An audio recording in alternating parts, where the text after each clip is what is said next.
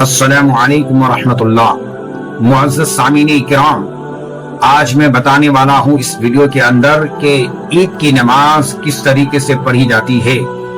ईद की नमाज का तरीका क्या है। हम में से बहुत से अहबाब ऐसे हैं जो ईद की नमाज का तरीका नहीं जानते हैं, और नहीं जानने की वजह जो है ये है कि ये साल में ये नमाज दो ही मरतबा आती है, एक ईद उल फितर और दूसरी जो है ईद उल अज़हा में ये नमाज आती है। इसलिए हम में से बहुत से अहबाब जानती ही नहीं, बल्कि मैं यहाँ तक कहूँ तो ये गलत नहीं होगी कि दिखा देखी आदमी पढ़ते हैं,